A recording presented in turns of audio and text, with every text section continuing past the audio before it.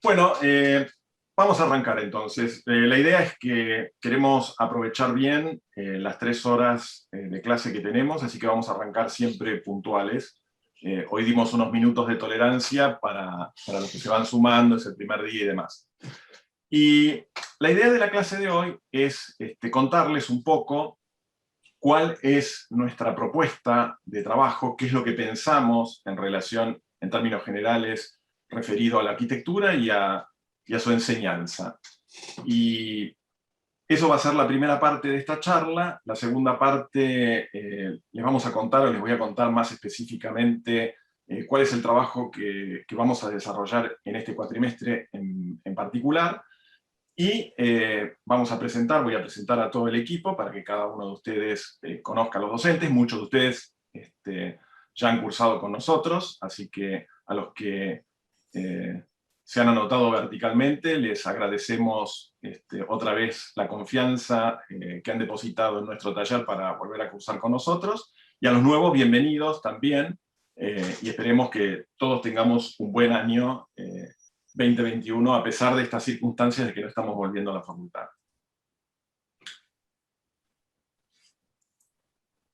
En general, doy varias charlas teóricas a lo largo del año, y en todas ellas me gusta comenzar con un preludio. Van a ver que todas mis charlas comienzan con un preludio o varios preludios, y de hecho la última charla del año es una charla de preludios. Para aquellos que no conocen el término, siempre lo digo, preludio es básicamente un término musical que significa literalmente lo que antecede al juego. Y esto tiene, si se quiere, varios sentidos. Nos importa el tema del juego y también todo lo que tiene que ver con la creación, que obviamente está implícito también en la creación musical. Y en este caso elegí como preludio una frase de un gran arquitecto norteamericano, en realidad nacido en Rusia, pero que emigró muy joven su familia y él a los Estados Unidos, del cual vamos a hablar más específicamente en el segundo cuatrimestre. Le dedico una charla completa a Louis Kahn, que de él se trata. Y Louis Kahn, que fue un arquitecto, como les decía, norteamericano, que desarrolló una prolífica actividad profesional ya de grande. Sus mejores obras las desarrolló entre los 50 y los 70 años, que fue la edad que falleció, pero también se dedicó a la enseñanza y a escribir. Y en uno de sus escritos, uno de sus últimos escritos, escribió esto que les voy a leer y que me parece importante tenerlo presente, dado que hoy estamos en un inicio. Y dice así: amo los inicios me llenan de maravilla. Yo creo que es el inicio lo que garantiza la prosecución. Si este no tiene lugar, nada siquiera podría existir. Kahn escribe esto porque en realidad lo escribe en relación al proceso de diseño. Kahn, como les dije, enseñaba arquitectura y le importaba mucho pensar y reflexionar junto con sus estudiantes sobre el proceso de diseño, que es un poco el métier de nuestra materia y de nuestra disciplina. Es decir, ¿qué es lo que se enseña en arquitectura, en nuestra materia? No es que enseñamos un determinado tipo de programa, hacer una casa, hacer un aeropuerto, hacer un hospital, hacer una escuela. Todos esos son excusas. En realidad, lo central o lo esencial para nosotros en una materia como la nuestra es tomar conciencia en cada año, cada vez más profundamente, en la manera que tenemos cada uno de nosotros de operar en términos de arquitectura. Entonces el proceso de diseño, el proceso por el cual un edificio termina concretándose, es muy importante. Y Kahn, cuando escribe este texto, hace referencia justamente a esto. Que para él, justamente, el punto más importante de un proceso de diseño es el inicio de ese proceso. Y para ir un poco más acá, cito a este arquitecto, que fue profesor mío hace muchos años en la facultad, Gaston Breyer, en este preludio número 2. Y lo cito porque también habla, de alguna forma, de un inicio, como Kahn, pero en este caso con otro enfoque que también nos parece importante decir el primer día de clase. El punto de partida número 1 es el que supone la arquitectura como una posible vía de acceso al mundo y su realidad. Entonces la arquitectura no es la solución de un problema técnico. sino el planteo de una posibilidad antropológica. Y sigue Breyer. La arquitectura no pretende ser básicamente la herramienta para la solución de un tema técnico profesional. La vivienda, por ejemplo, al revés. Por debajo y fundando la arquitectura, plantea la casa del hombre no como necesidad de solución, sino como posibilidad de experiencia. Con esto se mide la distancia que va de un producto que se consume a un contenido que se vive. Y voy a traducir un poco este preludio, que es un poco más largo que el anterior, porque de alguna forma pinta bastante bien lo que pensamos nosotros en relación a la arquitectura.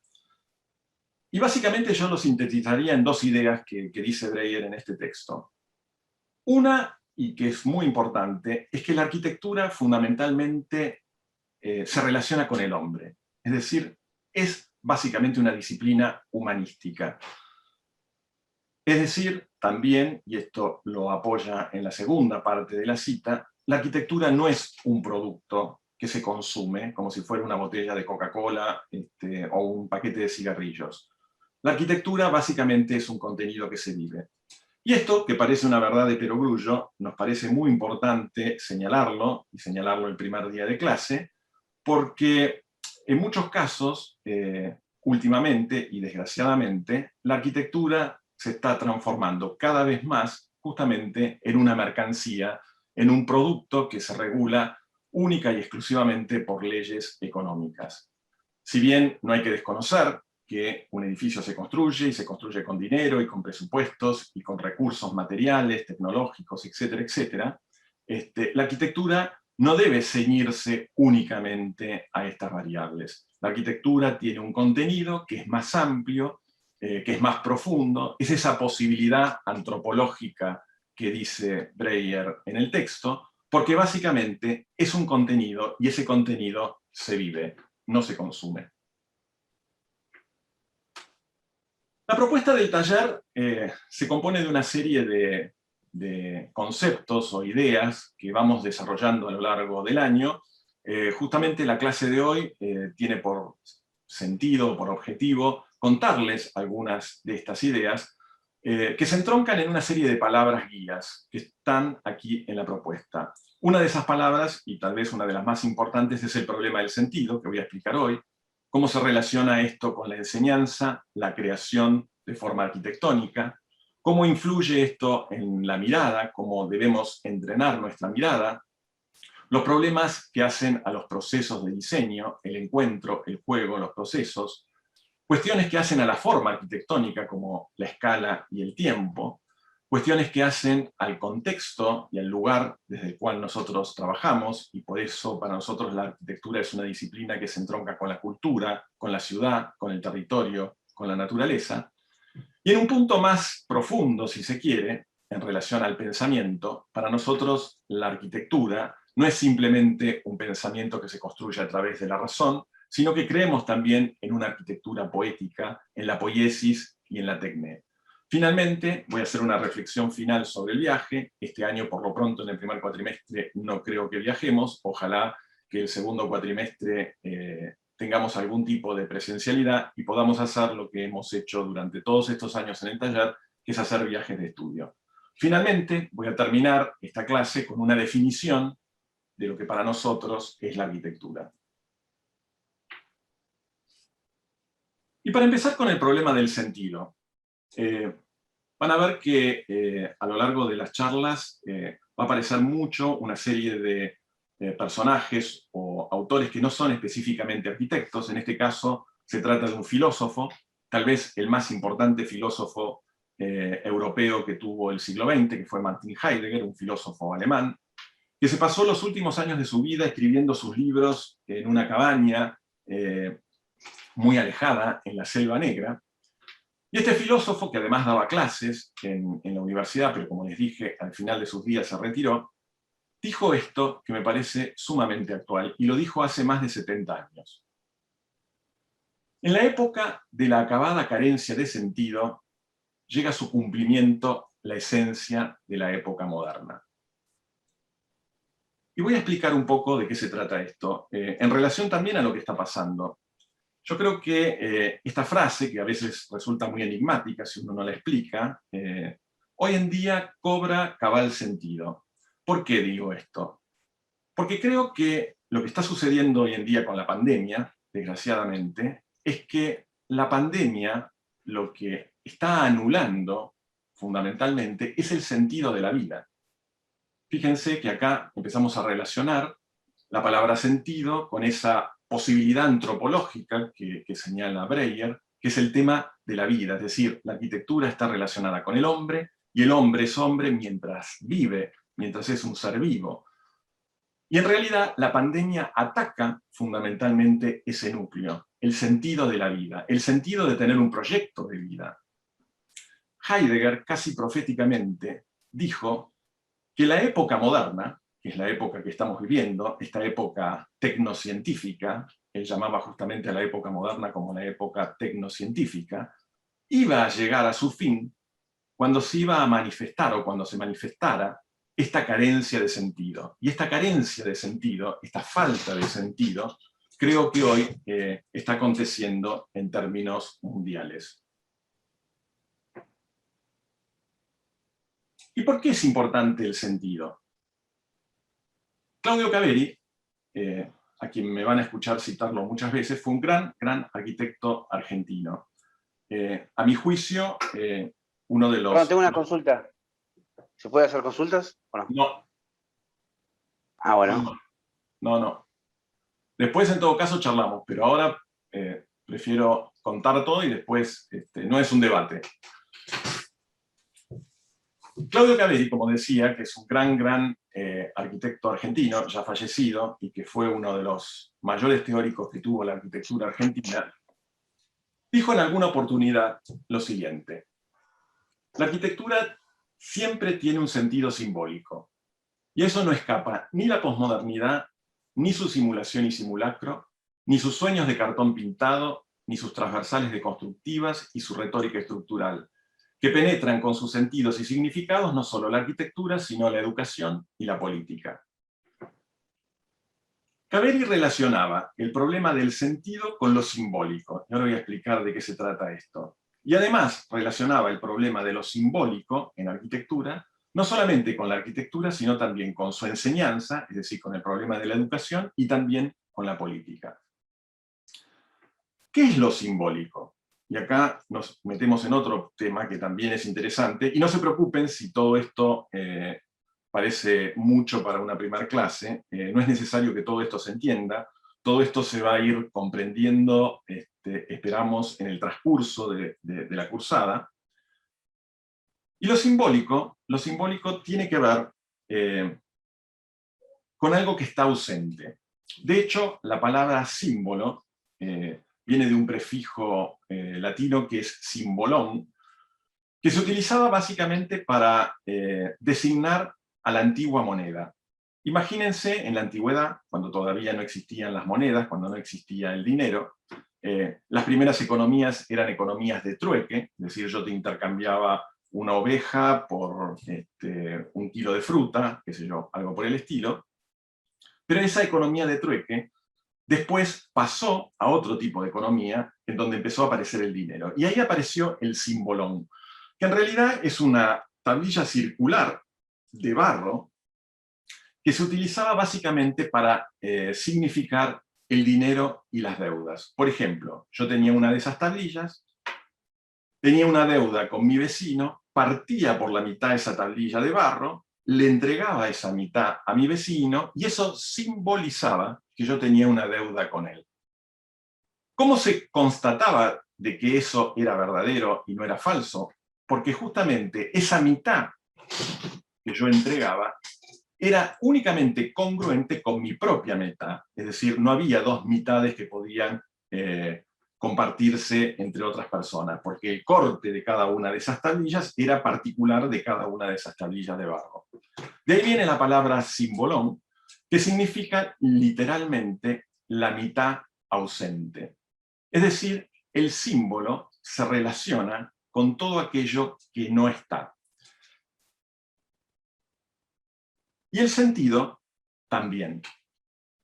Jean-Luc Nancy, que es otro pensador muy importante, decía esto: el sentido no es nada en sí, siempre acontece en otra cosa, y acontece haciendo acontecer, en este caso, otra cosa como sentido.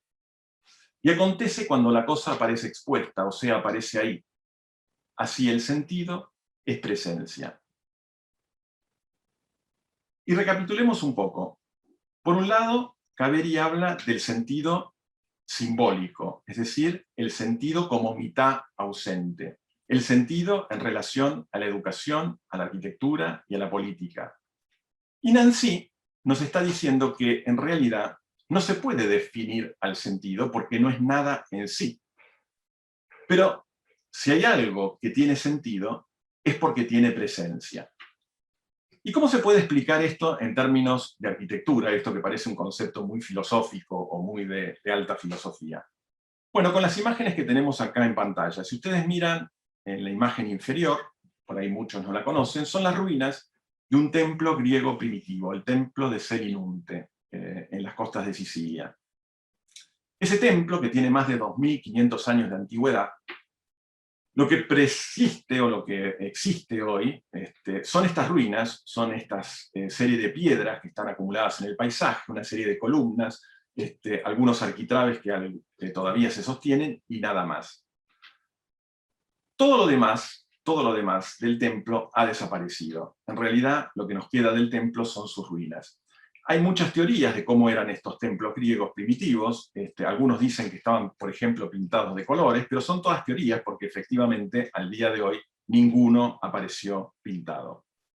Ahora, estas ruinas fueron muy significativas como presencias para otros arquitectos de otras culturas que los conocieron en su momento. Por ejemplo, los romanos, el Imperio Romano, unos 500, 600 años posteriores a la ruina de este templo, construyeron la imagen de otra ruina que existe hoy en día en la ciudad de Roma, que es el Coliseo Romano. El Coliseo Romano es esa foto que ustedes ven en la pantalla, en la parte superior derecha, y básicamente, si ustedes observan con detenimiento, el lenguaje, el léxico con el cual ese coliseo se construyó, parte del mismo léxico, del mismo lenguaje, de los mismos elementos que constituyen las ruinas de este templo. Es decir, se trata de una serie de columnas de piedra, unidas por un arquitrabe, que es esa viga horizontal de piedra que va concatenando cada uno de los elementos, y esto superpuesto en varios niveles y relacionados a través de arquerías, que es la novedad que introducen los romanos de aquel entonces. Pero básicamente hay una clara relación entre el lenguaje o el léxico que construyó la arquitectura del Coliseo romano con estos templos. Y si vamos unos años más adelante en el tiempo, en el 1700, tenemos a los franceses de la Ilustración que construyen palacios, como por ejemplo este que es el Palacio del Louvre, el actual Museo del Louvre en París, que también, inspirados en las columnatas y en las ruinas de estos templos griegos, construyeron esos palacios utilizando esas mismas columnas, esos mismos arquitraves, e incorporando un nuevo lenguaje a la cultura del clasicismo. ¿Qué quiero decir con esto? Que la construcción de esa cultura arquitectónica que va desde el templo griego clásico hasta los palacios de la Ilustración, pasando por la arquitectura imperial romana, esa cultura se construyó a partir de la presencia de un templo, a partir del sentido que ese templo que está presente y que no sabemos exactamente cómo era, dio. Es decir, la cultura arquitectónica, el modo en que los arquitectos trabajan justamente resignificando esa cultura, se da en este proceso de sucesivas resignificaciones. Esto también es importante entenderlo por otra cosa que hacemos en el taller, que es nunca partir de una hoja en blanco. Ningún arquitecto en la historia de la cultura parte de una hoja en blanco. Todos los arquitectos se han inspirado en obras del pasado que están presentes de alguna manera, aunque su mitad, como los templos griegos, esté ausente. Entonces, con esto podemos ir redondeando un primer concepto. El sentido es presencia, pero no es presencia completa, es presencia simbólica. Y esa presencia simbólica que es mitad ausente, se va resignificando a lo largo del tiempo en sucesivas culturas.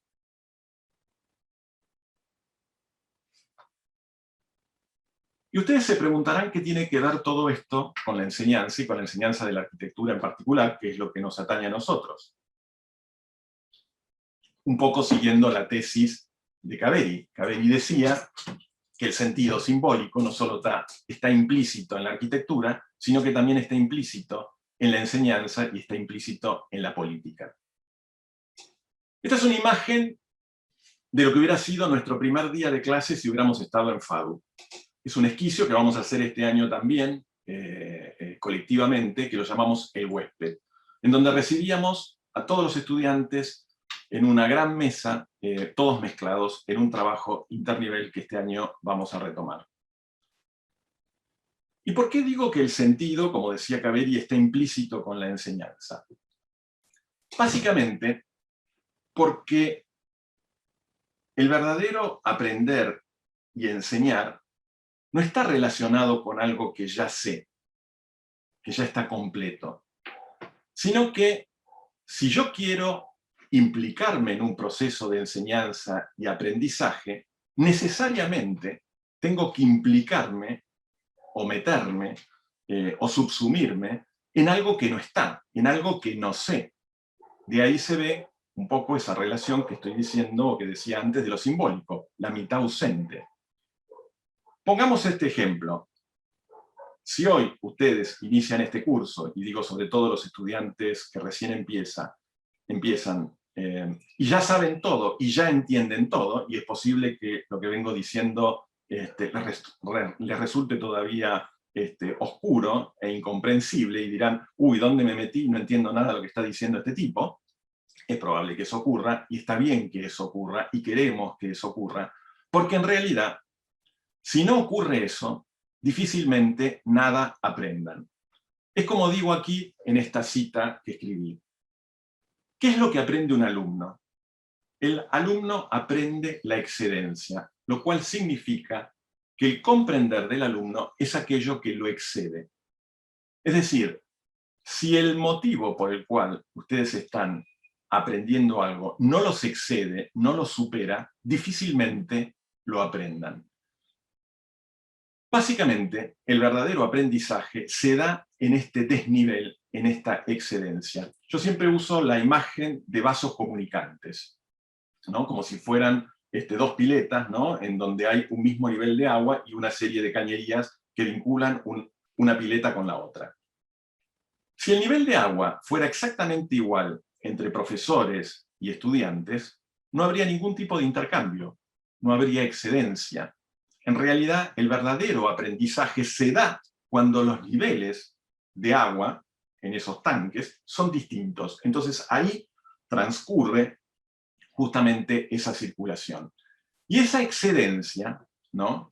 Eso que excede, también es, en los mismos términos que comentaba recién en relación al problema del sentido, es algo que falta, es algo que está ausente. Es algo que está ausente, pero que de alguna manera hay como una irradiación de eso que está ausente en lo que está presente. Entonces es un juego medio como extraño, ¿no? No es que falta por completo, sino que hay como una irradiación de eso que no está, que de alguna manera va a estar simbólicamente presente en algún momento. Y todo esto para nosotros está fuertemente entroncado con el problema que creemos que es central en un taller de arquitectura, que es el problema de la creación. Otro gran arquitecto argentino, este sí está vivo y vive en Estados Unidos, y que fue durante muchos años decano de la Escuela de Arquitectura de Harvard, Jorge Silvetti, decía: la creación de forma arquitectónica es nuestro rol central como arquitectos y educadores de la arquitectura.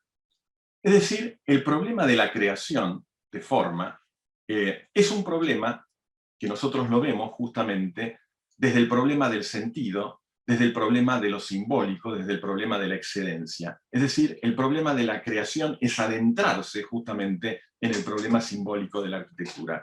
Y en realidad, lo que nos interesa a nosotros particularmente es adentrarnos en el problema de la creación no de un modo sistemático o lineal, De alguna forma, estos dibujos que les estoy mostrando acá, sobre todo el de abajo, indican gráficamente que ese proceso creativo puede ser un rulo, no es lineal, puede dar vueltas, ir para adelante, ir para atrás, tener callejones sin salidas, etcétera, etcétera. Por supuesto, estos procesos no lineales no son los únicos procesos por los cuales se puede crear forma arquitectónica. También existen las ideas de partido, como por ejemplo el gráfico que ustedes tienen arriba a la derecha, es un sistema de ideación a partir de ideogramas, como planteaba Louis Kahn. Es otra forma de creación de arquitectura, si se quiere, más racional.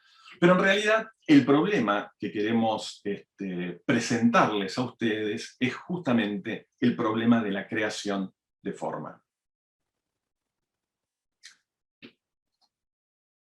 Y para crear forma, y esto va a tener que ver mucho con el primer ejercicio internivel que vamos a desarrollar este año, es muy importante el tema de la mirada. Y acá me voy a detener otro ratito más, contándoles un mito. El mito de Orfeo y Eurídice. En realidad, ¿por qué les cuento un mito? En general, en la facultad se ha perdido la costumbre de estudiar la mitología, no solamente la mitología americana, de la cual conocemos casi nada, también la mitología clásica o griega, que es la mitología fundante de nuestra cultura. Y dentro de esta mitología existe la historia, y por eso se las cuento, de un personaje que se llamó Orfeo. Orfeo es el primer poeta, el primer músico de la historia o del mito griego. Es decir, es el primer músico de nuestra cultura occidental, que es una cultura fundada en Grecia, entre otras cuestiones. ¿Y cómo es la historia de Orfeo? Orfeo era un músico que andaba con su lira, básicamente tocando esa lira por todos lados, y tenía una amante, una amada, que se llamaba Eurídice. Un día, la historia dice así, Eurídice es picada por una serpiente que estaba encantada, y como consecuencia de la picadura de esta serpiente encantada, Eurídice desaparece de la mirada de Orfeo. Desaparece y es trasladada como consecuencia de este encantamiento a un lugar oscuro. Ese lugar oscuro, dice la mitología, es el Hades. Los Hades son los infiernos, los lugares subterráneos, los lugares a los cuales los humanos no tenemos acceso. Orfeo sabe que Eurídice es víctima del encantamiento de una serpiente perteneciente a los dioses de los Hades y decide, para rescatar a su amada, ir a hablar con esos dioses. Y los dioses, que no andaban con chiquitas y estaban con todo a su favor, le proponen a Orfeo un trato. Le dicen, bueno, si vos querés ir a rescatar a Eurídice, te vamos a dejar descender a los Hades, solamente podés tener como instrumento para guiarte tu lira, que era su instrumento, y te vamos a poner una condición. Si por alguna de esas casualidades llegás a encontrarla, no podés mirarla a los ojos. Obviamente, Orfeo, que estaba en desventaja, y eso ocurre siempre en la mitología, a diferencia de la historia, no cuenta relaciones entre hombres, sino que cuando hablamos de mitología siempre estamos hablando de la relación de los dioses con los hombres. Por eso la mitología está muy desprestigiada en esta época moderna, que como dice Heidegger, está llegando a su acabado fin. Entonces, como les dije, Orfeo no tiene más remedio que aceptar las condiciones de los dioses y desciende a los Hades a buscar a Eurídice. Cuando desciende se encuentra en un mundo oscuro, en un mundo que no es su mundo habitual, no es el mundo de lo diurno, no es el mundo de la luz del día. Se choca contra todas las paredes, usa su lira para tratar de orientarse, pero se encuentra absolutamente perdido en ese mundo desconocido, que en realidad es el mundo de la creación. El Hades es una metáfora y por eso lo rico de la mitología, es una metáfora del proceso creativo de Orfeo. En un momento dado, errando, estando a la deriva en ese Hades, Orfeo de repente se encuentra de golpe, sin pensarlo, con Eurídice. Y en ese momento, tal era su desesperación, que se olvida el mandato de los dioses. El mandato de los dioses era: no podés mirarla a los ojos. Se olvida de ese mandato, trata de aferrarse a Eurídice, la agarra, la toma con sus manos, la mira a los ojos, lo que estaba prohibido, y en ese momento se cumple el designio de los dioses. Eurídice muere y se hace humo para siempre. Orfeo entonces vuelve desconsolado a la superficie de la tierra. Vuelve desconsolado porque ya Eurídice estaba muerta para siempre, y lo que va a hacer el resto de sus días es dedicarle sus cantos a ella. Esto lo va a hacer hasta el día que se muera. Va a tener una producción muy prolífica como consecuencia de cantarle a Eurídice, y el día en que él muere, los dioses, en agradecimiento, toman la lira de Orfeo y la colocan en el firmamento. De hecho, en el hemisferio norte hay una constelación de estrellas que se llama justamente Orfeo, en relación a esta historia que les estoy contando. Ahora bien, ¿por qué les cuento esto y por qué les estoy mostrando estas imágenes y qué tiene que ver todo esto con lo que vamos a hacer en el taller? Bueno, tiene que ver con esto que les voy a contar ahora. En realidad,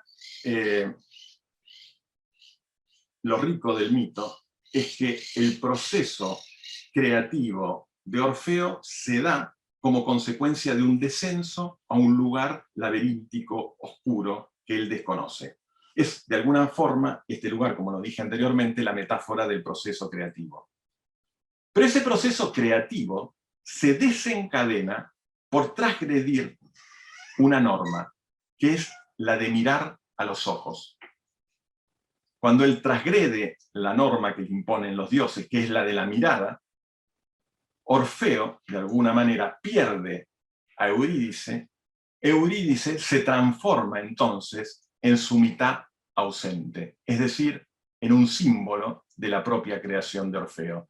Y ese símbolo es lo que va a producir, es el motor, justamente, esa mitad ausente, el cantarle a su amada perdida para siempre, es el motor de la creación de Orfeo y es el motor de su creación. Y eso es lo interesante como interpretación, lo que nos dice el mito. Por eso es tan importante en el proceso creativo, de alguna forma, metafóricamente, adentrarnos en este lugar oscuro, en este lugar que son los Hades, y romper el mandato de no mirar. Hay que mirar, y hay que mirar de un modo extraño. Esto lo hacemos habitualmente con un ejercicio que este año lo vamos a hacer en el trabajo internivel. Lo que están viendo en imágenes, por ahí algunos lo conocen, es la Catedral de San Isidro, una iglesia neogótica que está en el centro histórico de San Isidro. Sobre todo en la imagen que está arriba a la izquierda, se ve el campanario y la torre central de esa catedral y el pórtico. En las sucesivas imágenes que están en la parte de arriba se ve el pórtico. Se ve el pórtico de esa catedral fotografiado por un estudiante del taller. Y después, en las imágenes que están al costado, en la segunda línea, se ven las columnatas de ese pórtico trabajado en piedra París, con un recorte muy particular. Si yo no les cuento todo esto que les estoy diciendo, que esto se trata del pórtico de la Catedral de San Isidro, difícilmente ustedes se den cuenta de que se trata de eso. Pero son fotos reales, son fotos de cosas que están ahí y que se pueden ver. Lo interesante de este set de fotografías, y es un poco el ejercicio que vamos a hacer en este trabajo internivel, es que este estudiante aprendió a mirar y a extrañar su mirada. De alguna forma, romper el mandato de los dioses, como lo dice el mito de Orfeo y Eurídice. Ese extrañamiento en el ejercicio, al final, no les voy a mostrar todo el ejercicio aquí, termina en la imagen de abajo, que está a la izquierda, que en realidad es un fotomontaje en donde se ven esas fotos, ese registro fotográfico de la pieza del pórtico de la Catedral de San Isidro, cambiado de escala, es decir, extrañado en su escala, y puesto en el lugar de la barranca donde está toda la arboleda. Este proceso de extrañamiento de la mirada, que tiene que ver con un proceso simbólico, un proceso de creación de sentido, es lo que vamos a poner en juego en el ejercicio internivel que vamos a arrancar en el día de hoy. Y en realidad, siguiendo con esta idea del proceso creativo, que es algo que nos interesa sobremanera ahondar en el taller, si le damos una vuelta de tuerca más a la historia de Orfeo y Eurídice, no solamente se da el descenso a un lugar oscuro, laberíntico, a un lugar en donde uno se encuentra perdido, y eso es parte del proceso creativo. En todo proceso creativo aparece esto como un condimento importante. El otro condimento importante del proceso creativo es que hay una cuestión simbólica, es decir, hay una mitad que de alguna manera refiere a algo que está ausente. Está en juego la mirada y está en juego también el encuentro. El encuentro y no la búsqueda. Cuando Orfeo desciende a los Hades, encuentra intempestivamente a Eurídice. No tiene un plan determinado, paso 1, paso 2, paso 3, y después la encuentro. De repente aparece, y aparece fuera de todo programa.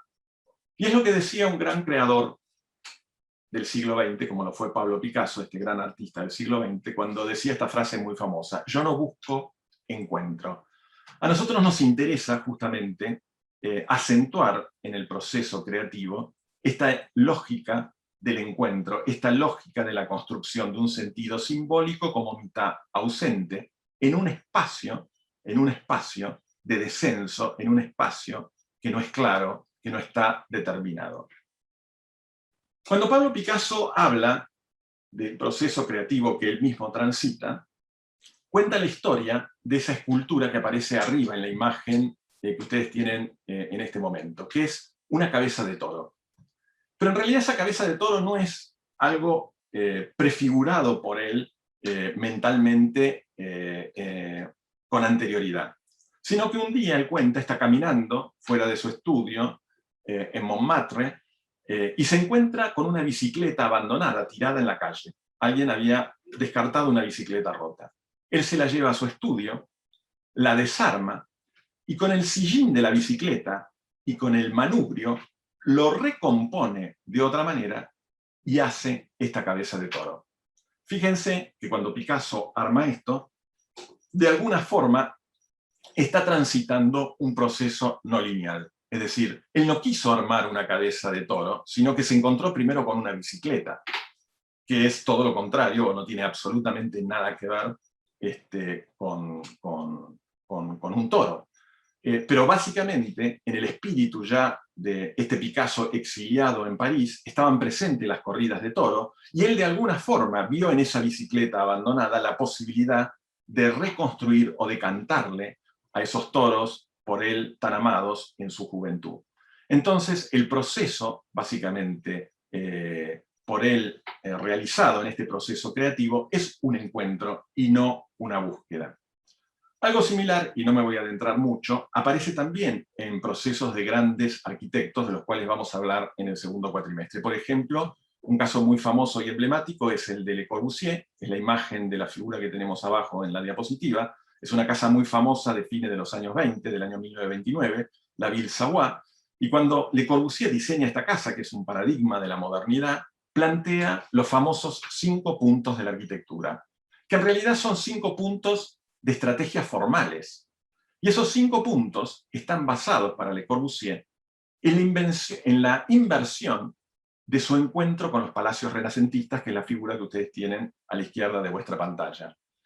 Un palacio renacentista del 1500 es una construcción tripartita, es decir, está dividida en su fachada en 3 partes. Tiene un basamento, que es ese basamento de piedra con esos ventanucos cuadrados muy macizos, y en el caso de la Ville Savoie de Le Corbusier, vemos que también hay un basamento, pero en lugar de ser un basamento macizo, él inventa los pilotis. Ese basamento está vacío.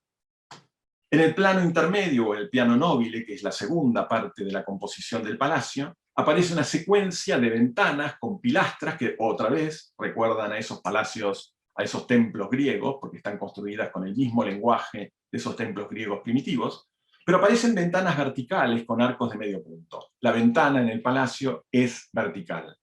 En el caso de Le Corbusier, aparece esa misma rítmica del aventanamiento con los pilotis que se prolongan en el piano nobile, pero en lugar de ser vertical la ventana es horizontal.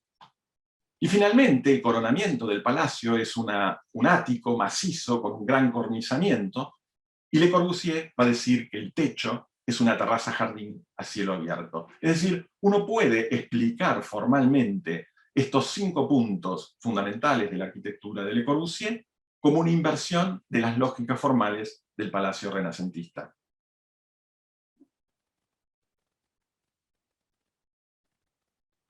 Y todo esto para nosotros es un juego serio. Siempre decimos que nos importa, justamente, empecé la clase de hoy hablando de preludio, y la palabra preludio significa lo que antecede al juego, ¿no? Y el juego para nosotros es muy importante en este proceso creativo que queremos transitar con todos ustedes a lo largo del año. Otro gran pensador del siglo XIX, Nietzsche, que fue maestro intelectual de Heidegger, decía: no conozco ningún otro modo de tratar con grandes tareas que no sea el juego. Y como les decía al principio, esta materia, particularmente para nosotros, como la enfocamos, no se trata de diseñar tal o cual programa. En todo caso, esos son excusas que utilizamos para aprender lo que significa el pensamiento y la disciplina de un arquitecto. Lo que nos interesa es que cada uno de ustedes, a lo largo de la cursada, tome conciencia, o tome más conciencia de este proceso creativo, que es un proceso de diseño, que es un proceso que tiene un componente lúdico, es decir, un componente de juego muy importante, que tiene un componente muchas veces también racional, es decir, de la luz diurna, pero también tiene un componente oscuro. Es necesario adentrarse en las entrañas del propio proceso para sacar cosas impensadas. Es un proceso de encuentros, muchas veces más que de búsquedas a priori. Es un proceso en donde juega lo simbólico, es decir, en donde juega la mitad ausente, donde juega el problema del sentido, donde juega aquello que nos excede. Enric Miralles, otro referente importante para nosotros en el taller, cuando él diseña su propia casa, que es el plano que ustedes están viendo ahí en el centro de la pantalla, en Barcelona, en el barrio histórico de Barcelona, dice: hay que aprender a convivir con una estructura dada, de segunda mano, como buscando dentro de los bolsillos de un viejo abrigo, depositando las cosas encontradas sobre una superficie limpia. Este plano, que es el plano de su propia casa, lo que es interesante de este plano en particular, es cómo él, de alguna forma, pone en práctica eso que está diciendo en su memoria. Es decir, ese plano, que es una preexistencia de un edificio gótico del barrio de Barcelona, un edificio antiguo, él lo que hace es un registro de todas aquellas cosas que él encuentra. Y vuelvo a insistir con esto del encuentro. Y en ese encuentro, justamente, acontece para él un proceso creativo que, lejos de ser una línea recta de causa y efecto, es básicamente como una especie de una sucesión de rulos que va para adelante y que va para atrás.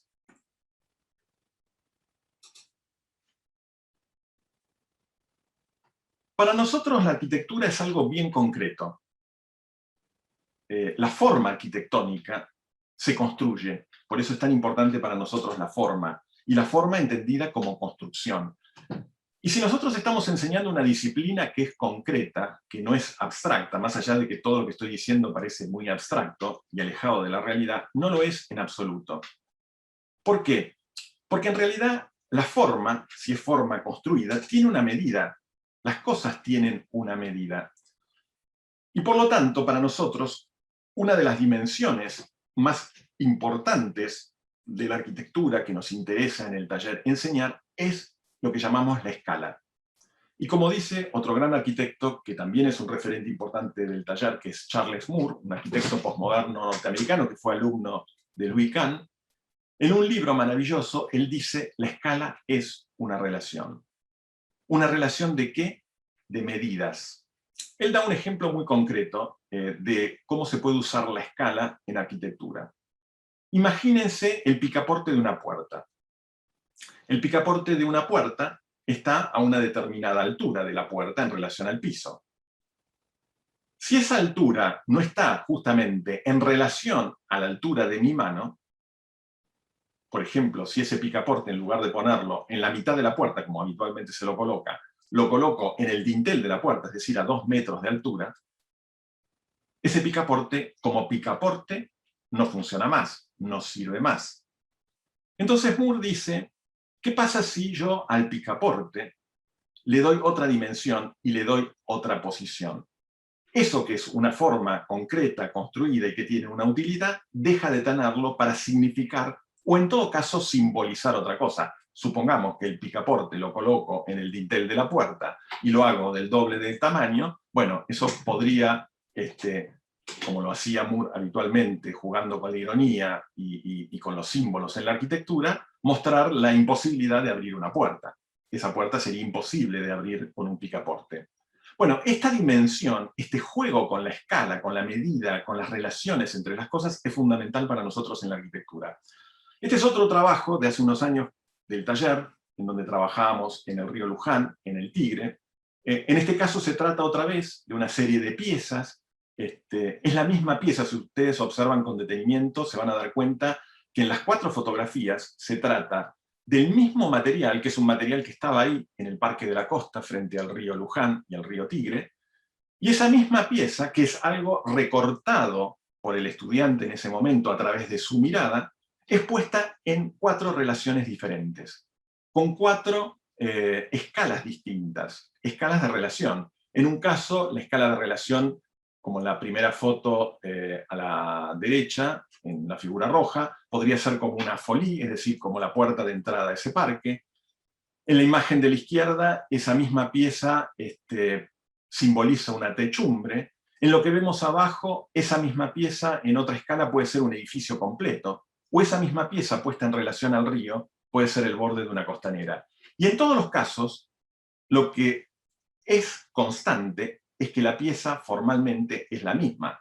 Lo que cambian son las relaciones, es decir, lo que estamos manipulando con estas imágenes es la escala, y al manipular la escala y manipular las relaciones, lo que estamos haciendo es significar o resignificar esa forma de distintas maneras. Bueno, ese proceso de sucesivas resignificaciones a través de la medida de las cosas es un proceso que nos parece central como trabajo creativo en el taller.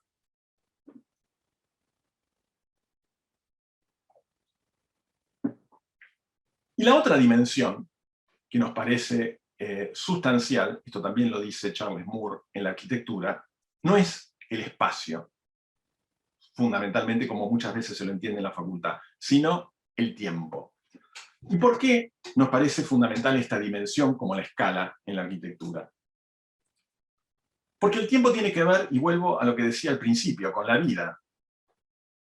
Un hombre sin tiempo, y esta es una definición que nos da Clarice Lispector, esta gran escritora brasileña, un hombre sin tiempo es un cadáver.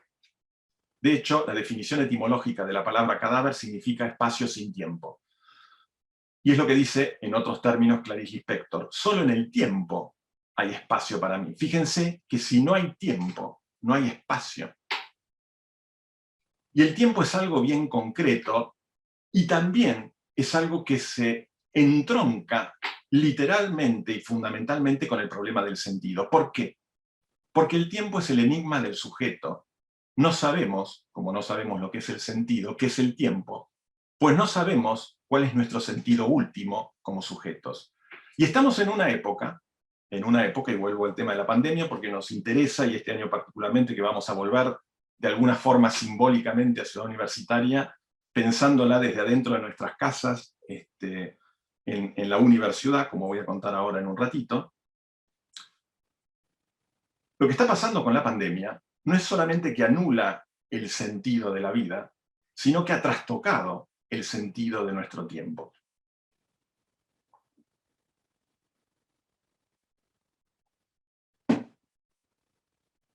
Y para nosotros todo buen arquitecto, y por lo tanto todo estudiante de arquitectura nos parece que debería implicarse con todo eso, es producto o forma parte de una cultura, forma parte de un lugar. Siempre decimos que arquitecto se es desde un lugar. Un buen arquitecto arma su poética desde un lugar, y desde ahí en todo caso podrá ser universal y construir para el mundo.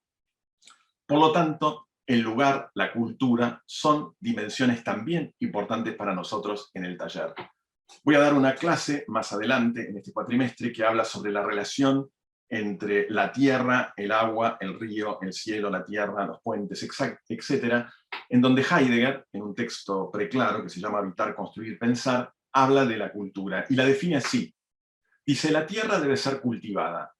Cultivo, que es colere, raíz latina de la que brotan cultivar y cultura. Es decir, la cultura, literalmente, y ya lo voy a explicar más en profundidad en una clase, tiene que ver con el cultivo de la tierra.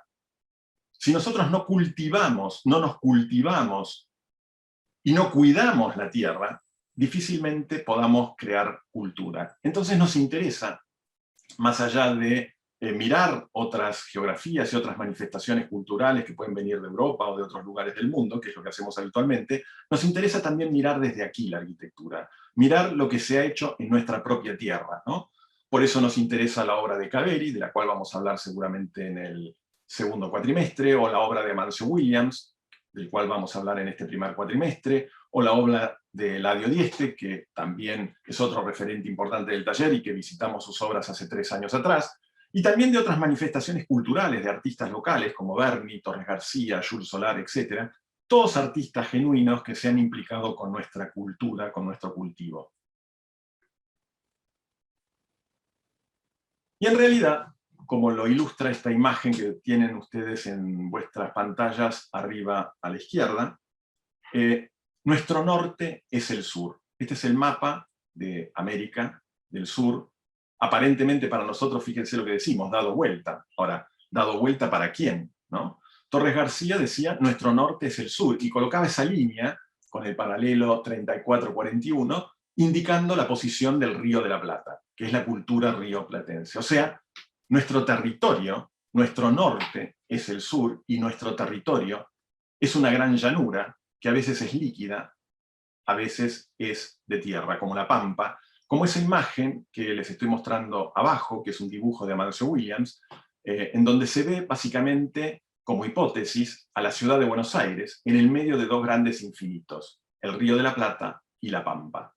Y es como dice Le Corbusier, este gran arquitecto que ya cité, que estuvo en el año 29 en un viaje por estas tierras, y que escribió un libro que se llamó Precisiones en relación a ese viaje, que dice así: todo esto respira el aire del mar abierto, del océano y la pampa, trayéndonos este sentido del espacio y de la decisión, cuya ausencia parece ser la debilidad característica de Europa y de Occidente en particular.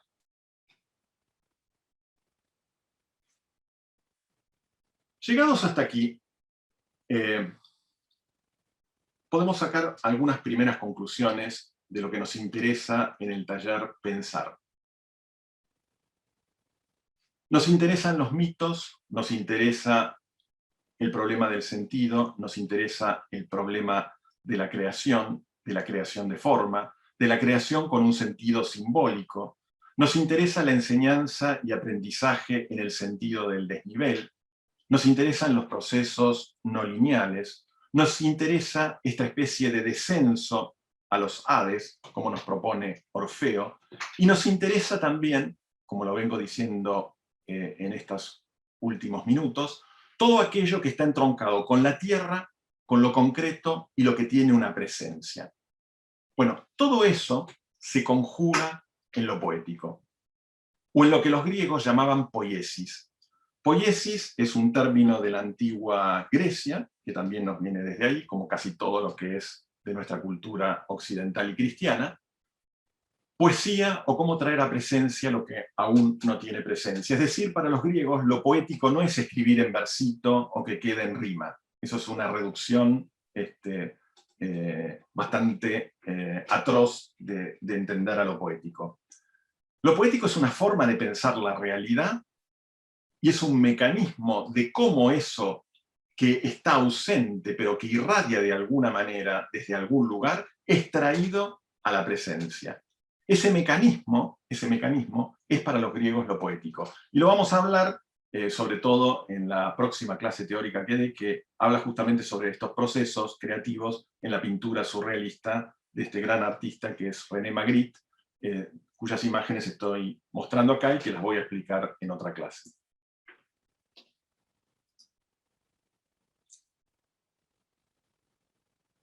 Y lo que muchos no saben es que para los griegos, así como poiesis significa traer a presencia lo que aún no tiene presencia, un sinónimo de la palabra poiesis para los griegos era tecné, que es del cual deriva nuestra técnica, la palabra técnica.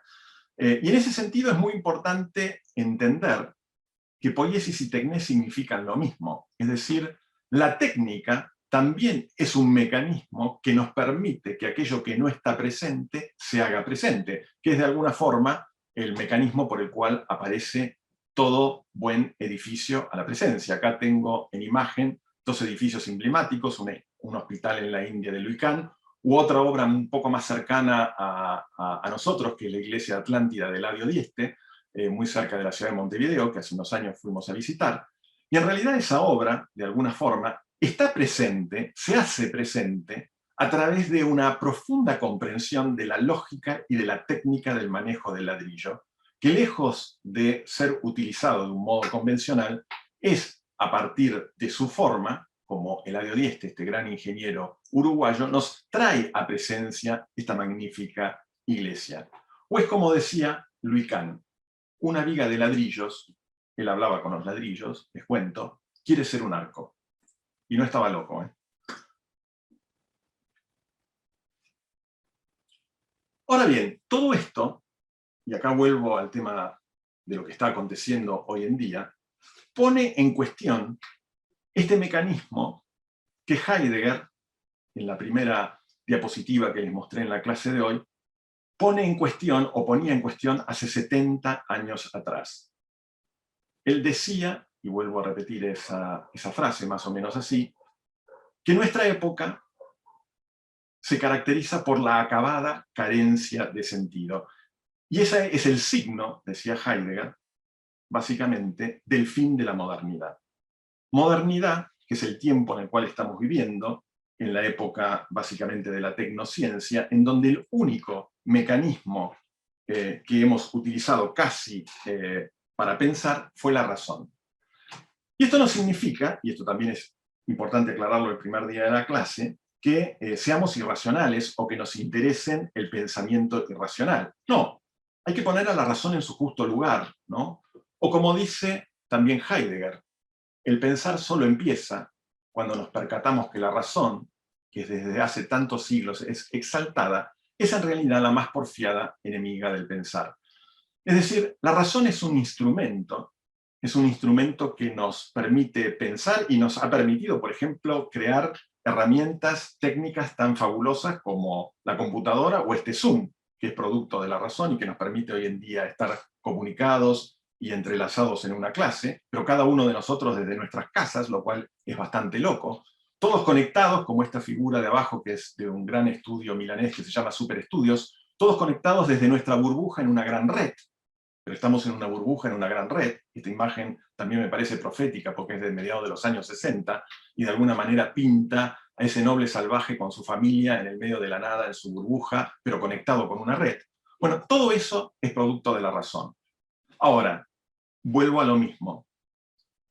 Un rol importante en la universidad es también pensar críticamente y darnos cuenta de alguna forma que esta pandemia que nos está azotando y que ahora desgraciadamente parece que viene su segunda ola o una instancia también preocupante, esto no es casual, no es producto de la nada, no es producto de una desgracia. De alguna forma, yo creo que en algún sentido, esto que nos está trastocando el tiempo, el sentido del tiempo, el sentido de la vida, es producto también de esa tecnociencia de la razón que también ha arrasado al mundo, a la naturaleza, al vivir en armonía con todo aquello que nos rodea. Entonces, la razón también tiene sus límites y de alguna forma es eso lo que nos invita a pensar Heidegger en este texto. Y cuando él habla de la razón, lo diferencia del pensar. No es lo mismo razonar que pensar, y él va a decir lo preocupante de nuestro tiempo, un tiempo que da que pensar, se muestra en que todavía no pensamos. Heidegger, como les decía, en la soledad de su cabaña de la Selva Negra, va a revalorizar justamente el pensamiento de sentido o el pensamiento con sentido, que para él era el pensamiento mítico-poético, el pensamiento del mito, el pensamiento de la poesía. Es un pensamiento que nos entronca con una esencia, si se quiere, más profunda, más raigal del ser humano, con las propias raíces del ser humano, que no es simplemente razonable. Pensemos en dos cosas que son fundantes de nuestra vida. No nacemos porque nosotros queremos nacer, y en la mayor parte de los casos no nos morimos porque queremos morirnos. Es decir, estamos en una especie de medio entre dos grandes enigmas que son el nacimiento y la muerte, y ninguna de esas dos cosas que son tan determinantes de nuestra existencia las ponemos nosotros, y tampoco las podemos pensar, y tampoco las podemos razonar. Entonces, y vuelvo otra vez a dar otra vuelta, si queremos verdaderamente entroncar a la arquitectura con la vida, con esa posibilidad antropológica que dice Gaston Breyer, tenemos que pensar de otra manera, y en todo caso entender que la razón es un instrumento, pero no es la única manera de pensar. Y ya para ir cerrando esta primera parte de la clase, en relación al viaje, que es, como les dije, este año ojalá que el segundo cuatrimestre podamos hacer un viaje, por ejemplo, a la isla Martín García, que es lo que hacemos siempre todos los años en el primer cuatrimestre. El año pasado fue la primera vez, después de todos estos años de taller, que no pudimos ir a ningún lado. Hicimos 32 viajes en todos estos años del taller, y esta es una foto de uno de nuestros viajes siguiendo la ruta de Salomone, allá por el año 2012, en el primer viaje que hicimos. ¿Y por qué nos interesa viajar? Nos interesa viajar porque el viaje es la posibilidad de un encuentro con el otro, y también por esto que dice Nancy, y que no lo voy a leer, pero lo voy a explicar. Nancy dice que una de las etimologías de la palabra viaje es sentido. Un verdadero viaje no es el modo moderno de viajar, que es meterse en una especie de gran crucero, es una especie de shopping flotante con 7 millones de personas que todas se bajan en el mismo puerto, hacen lo mismo, etcétera, etcétera. Eso no es viajar. Viajar es, en el verdadero sentido de la palabra, adentrarse en un enigma, adentrarse en una deriva, adentrarse como Orfeo en los Hades, buscando a Eurídice y en realidad encontrándola de golpe. Un verdadero viaje tiene todos los condimentos del problema del sentido. Por eso nos interesa viajar. Y ahora voy a pasar a contarles un poco qué es lo que vamos a hacer este año. Extrañamos esta facultad, que es nuestra casa, extrañamos la FADU, y la extrañamos así, llena de gente, como en este evento que en alguna oportunidad aconteció. Y la realidad, y lo que queremos pensar, e invitamos a todos a pensar este año en el taller, es en esto otro. Ese lugar, lleno de gente, lleno de vida, hoy está vacío. Y es por eso que estamos hablando de inventar nuevas palabras. La única posibilidad que nos queda, frente a esta acabada carencia de sentido, es crear nuevos sentidos. Por eso la propuesta del taller, por eso nuestra propuesta pedagógica tiene centralmente el objetivo de crear sentido como uno de sus puntos más importantes. Tenemos que crear nuevos sentidos si de alguna manera queremos preservar algo de lo que tenemos. Y es por eso que planteamos este año a la universidad, que es un término poético inventado por Emilio Ambás, otro gran arquitecto argentino, discípulo de Ambás, del cual vamos a leer algunos de sus textos, que es una forma de nombrar a la ciudad universitaria, que es nuestro lugar de pertenencia, pero de otro modo. Y es como lo decía en Universidad Emilio Ambás. A medida que nuevas generaciones aparecían, la incertidumbre, les aclaro que esto lo escribió en el año 72, o sea, hace muchos años, la incertidumbre, que es algo que básicamente atañe al día de hoy, que antiguamente solía transfigurarse del lenguaje, dio paso a un silencio decidido. Fíjense que la incertidumbre que vivimos da paso a un silencio decidido. Y esta foto, que ilustra esta imagen, habla justamente del silencio que cubre hoy a estos espacios que otrora eran bulliciosos. La música y las matemáticas, añade Ambás, se convirtieron en la forma de nuevas experiencias místicas y epistemológicas de la universidad. Palabras olvidadas y errantes vagaron por la universidad. retornando gradualmente al caos al que habían pertenecido. Y nuestra facultad, la FADU, que tanto extrañamos, no solamente forma parte de Ciudad Universitaria, que ahora además la vamos a llamar Universidad, con esta metáfora de encontrar un nuevo sentido a todos estos espacios, a estos lugares, porque esta facultad, que forma parte de Ciudad Universitaria y que, entre otras cosas, nos vamos a adentrar en su historia, forma parte también de un territorio mayor, como ese que nos reclama Amancio Williams en el dibujo que les mostré hace un rato, en ese horizonte infinito que alude al Río de la Plata y que alude también a la Pampa. Nuestra facultad está en un lugar privilegiado de la ciudad. Y en realidad también otro de los motivos por los cuales vamos a trabajar este año en la universidad, en Ciudad Universitaria de otro modo, es que este año también queremos recordar una fecha que tiene mucho sentido para todos nosotros, y que por ahí muchos no lo saben. Este año se cumplen 200 años de la fundación de la UBA. La UBA, la Universidad de Buenos Aires, se fundó en el año 1821. 1821. Se fundó y su primera sede funcionó en un edificio que era una antigua sede de los jesuitas, en la Manzana de las Luces, en la calle Perú al 200, en un antiguo claustro. Y de ese claustro, de ese pequeño claustro, donde de hecho funcionó la primera escuela de arquitectura como parte de la Facultad de Ciencias Exactas y Naturales, o sea, la Facultad de Arquitectura no existió desde el principio, sino que era un apéndice de la Facultad de Exactas. De ese pequeño claustro pasamos, después de mucho transitar y de mucha historia de la UBA, y de eso vamos a charlar hoy en día, por eso esta imagen me gusta porque condensa algo del pasado y algo del futuro, ¿no? El viejo pabellón 3, que es nuestra facultad con los parasoles, y el actual pabellón 3 sin los parasoles. Bueno, esta especie de convivencia acronológica también nos interesa como medio de trabajo, porque todo eso forma parte de las huellas y de la historia y de lo que da sentido a nuestro trabajo. De ese pequeño claustro de la Manzana de las Luces, recién a partir de los años 30 se decide hacer una ciudad universitaria. O sea que el proyecto de ciudad universitaria existe desde los años 30.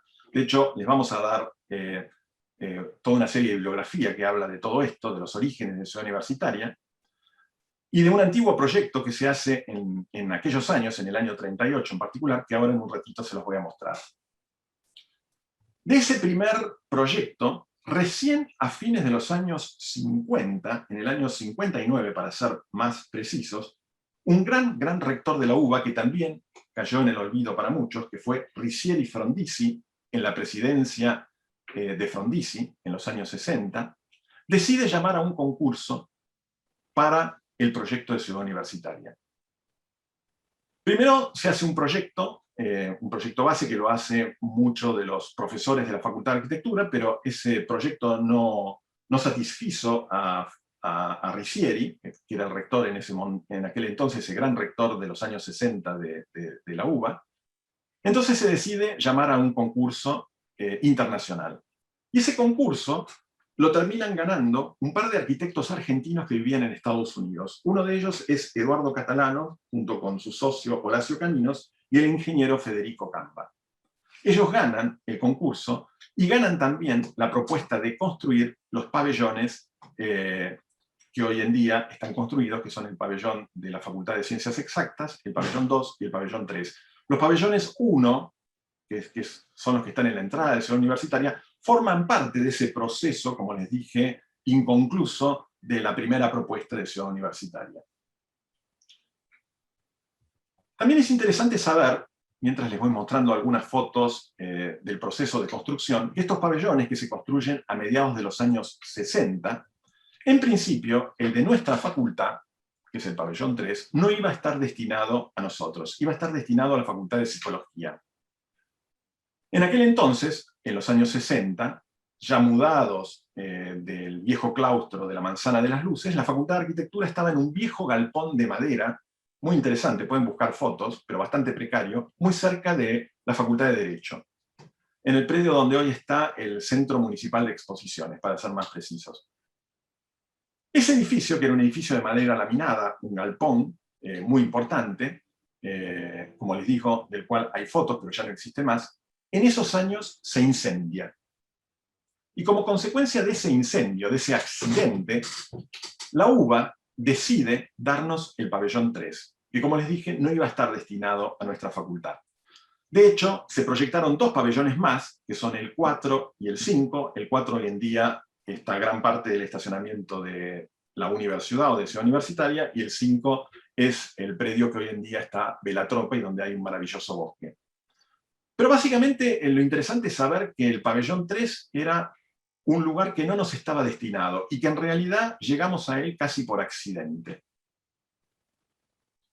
También es interesante ver fotos de aquellos años, de los años 60, cuando el predio recién se inaugura, con el pabellón 1, por ejemplo, y ahí se dan cuenta, y nos interesa además trabajar con este material este año en este ejercicio, lo despoblado de árboles que está este lugar. Hoy en día hay un follaje y una vegetación muy importante. En aquellos años, en estos terrenos, que fueron terrenos ganados al río, no existía vegetación.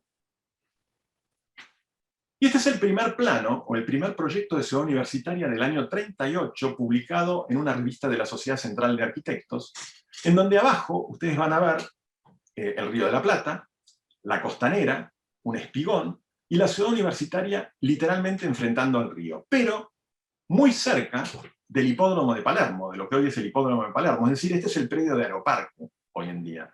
Es decir, que la antigua Ciudad Universitaria, con un espíritu bastante parecido de pabellones, con un gran espacio articulador central entre pabellones, enfrentando al río, ese primer proyecto del año 38 tiene bastante que ver con el proyecto de Catalano de fines de los años 50. El tema es que el proyecto definitivo, unos años más tarde, se traslada unos kilómetros más hacia el norte, más en la zona de Núñez, donde estamos actualmente. Y este año, además, justamente, y vuelvo a lo que decía recién del problema del sentido, si queremos implicar la enseñanza y el aprendizaje de la arquitectura en el problema del sentido, tenemos que implicarla en todas sus dimensiones. En las dimensiones que no son racionales, en sus dimensiones temporales, en su dimensión histórica, y también en las cosas que no fueron. Y para eso vamos a tener este año, otra vez como invitado, a un gran profesor de la facultad, que es profesor consulto, que es Tito Varas. El año pasado estuvo con nosotros dando una clase magistral sobre retiro. Tito Varas tuvo durante años un taller muy importante en la FADU, en el turno de la mañana, y desde que se jubiló, bueno, es profesor consulto de la universidad, y nosotros asiduamente lo invitamos al taller para que nos dé charlas. Este año particularmente nos va a dar una clase magistral sobre una de sus especialidades, que es Ciudad Universitaria, porque él además es el autor del Parque de la Memoria y de otro concurso que él también gana, que es el concurso del tiro federal, que está ahí nomás de Ciudad Universitaria y que propone una vinculación con el predio de Ciudad Universitaria. Entonces, para contarnos las historias de estos concursos, de sus avatares y demás, va a estar con nosotros Tito Varas en una clase este cuatrimestre, y además, también, este año que tenemos más tiempo, va a participar en una serie de críticas colectivas, sobre todo en los talleres de Arquitectura 4 y Proyecto Urbano.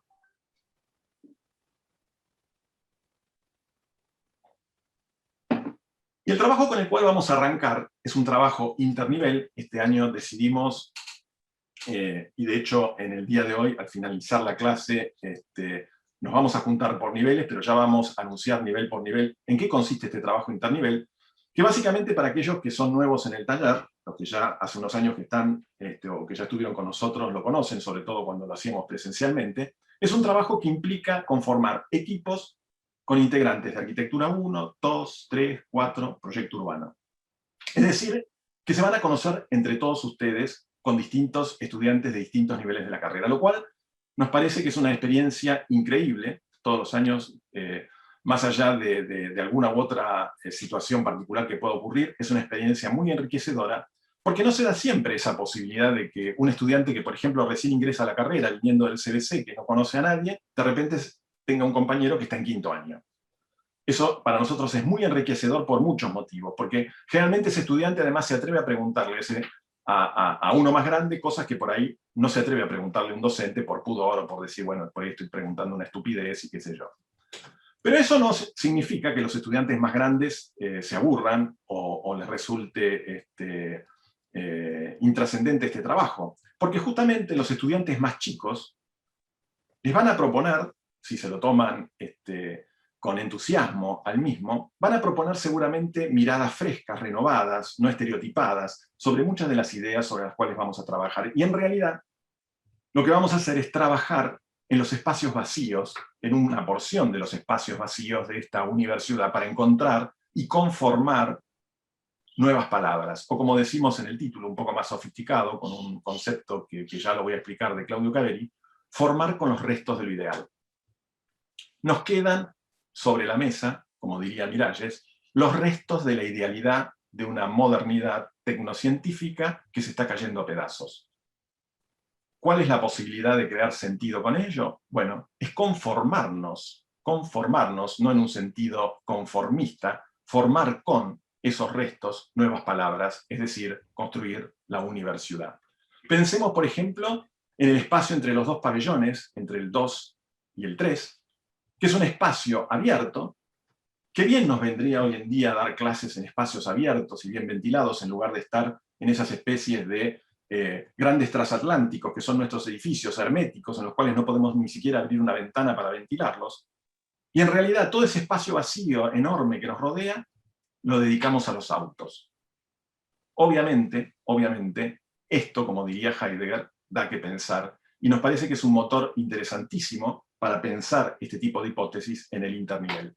Y vamos a trabajar después, seguramente en el día de hoy estaremos mandando las consignas de este ejercicio con todo detalle, en una serie de espacios vacíos que van entre el pabellón 2 y el 3, entre el pabellón 3 y el 4 con toda el área del estacionamiento, el pabellón 5 que es el área con el bosque y ve la tropa, y todo esto en relación al borde del río, el canal y la reserva.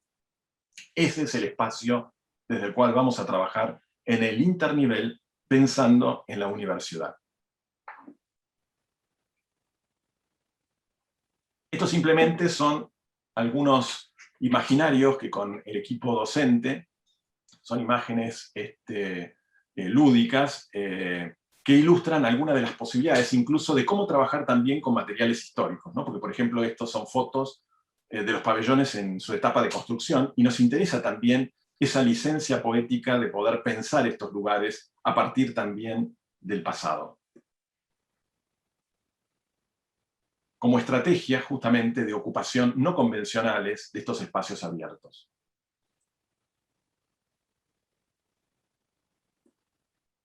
Y básicamente, un poco como ilustra esta imagen, que me parece muy interesante, esas fortalezas que son el pabellón 2 y el pabellón 3, si bien son transparentes, son vidriadas, pero la carpintería es muy dura, no se puede abrir prácticamente nada más que una ventilación en la parte inferior, todo lo demás es hermético. Y es casi como si fuera una fortaleza, como si fuera un palacio, como si fuera los muros de una torreta o de un torreón fortificado, y la posibilidad de encontrar intersticios, posibilidades de relación hacia el afuera, bueno, son otras de las cuestiones que nos interesa pensar en este año en la universidad.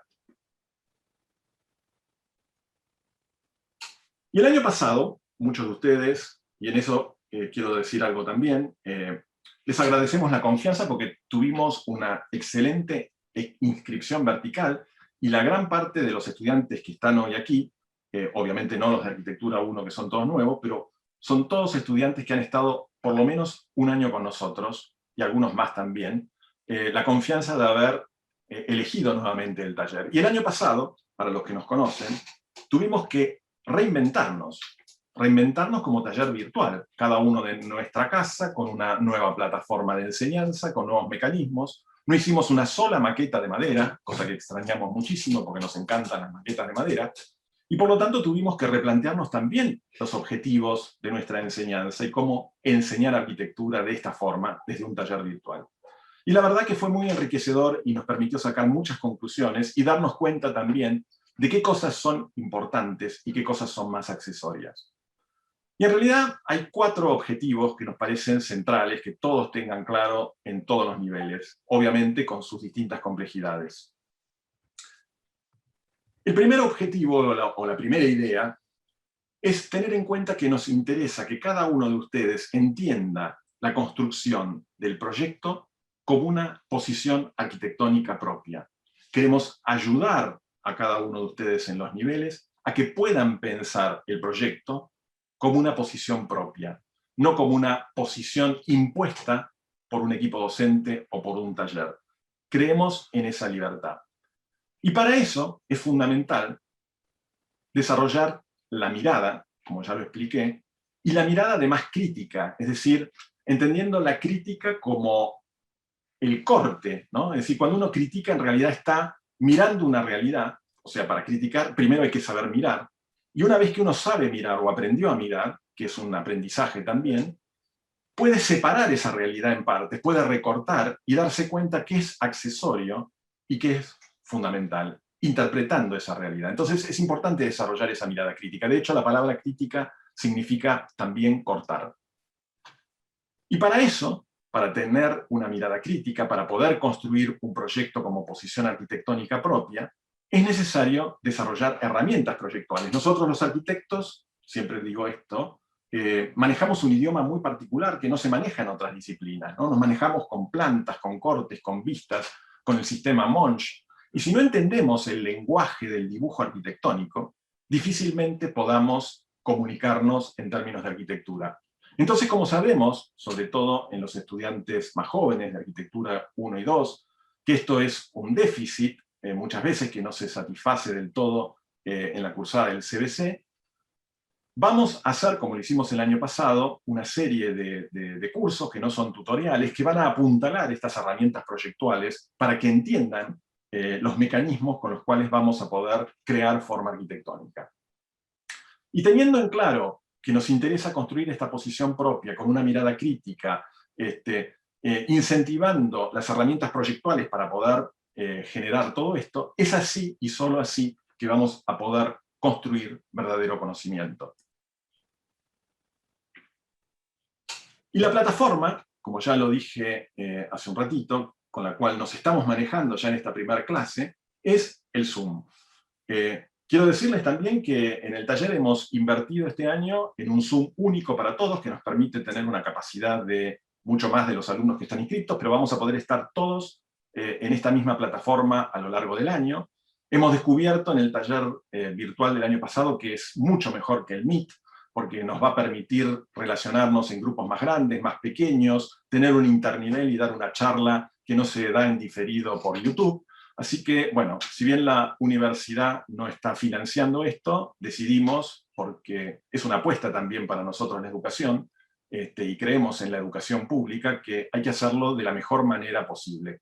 Y aunque nos cueste un poco de dinero, estamos dispuestos a bancar esto y a hacerlo en pos de lograr los objetivos que queremos lograr. Y que no sea un impedimento para nadie la posibilidad de conectarse e interactuar con el otro. Así que tenemos este Zoom, que hoy en día nos permite estar más de 160 personas, todas conectadas, todas juntas. Pero esto no es, y esto quiero agregarlo tampoco, es un taller, porque el taller es el espacio del encuentro, es un espacio vivo.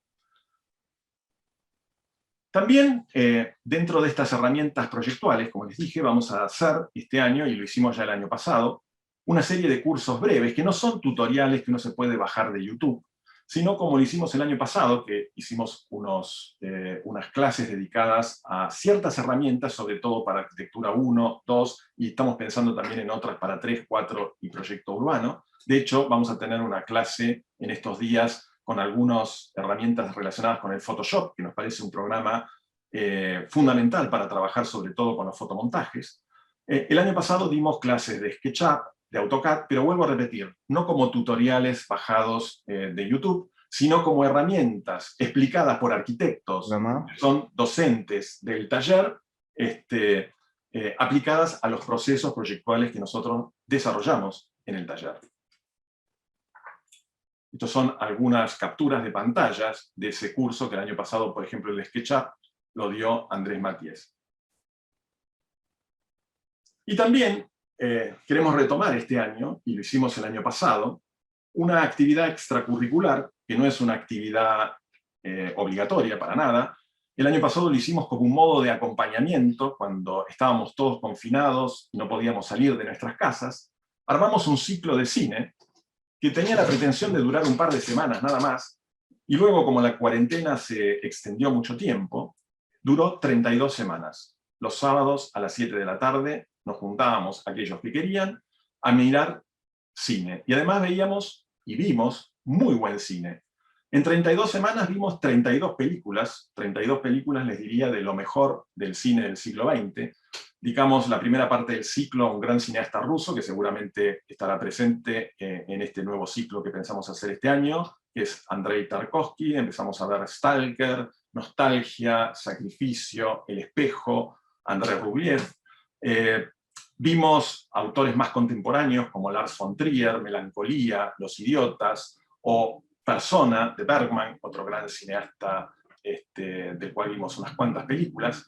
Y terminamos el ciclo básicamente viendo películas de este gran cineasta alemán, que es Werner Herzog, en relación sobre todo con su actor fetiche, que fue Klaus Kinski, y sobre todo vimos prácticamente todas las películas que hicieron el dúo Herzog-Kinski juntos, entre otras la obra maestra Fitzcarraldo, Aguirre, La ira de los dioses, o cine mudo, inspirado en cine mudo de terror como Nosferatu, en el cine expresionista alemán de los años 20, y también nos hemos dado el lujo, por ejemplo, de ver algo de cine mudo norteamericano en la figura de Buster Keaton, como por ejemplo El General.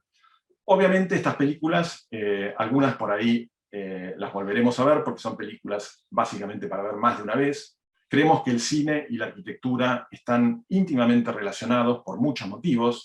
De hecho, comparten lenguajes comunes. El cine es un lenguaje que trabaja con la imagen, con el tiempo, con el montaje, con el guión, y la arquitectura también trabaja con estas cosas, con el montaje, con el tiempo, con el guión, con la construcción de escenas, etcétera, etcétera.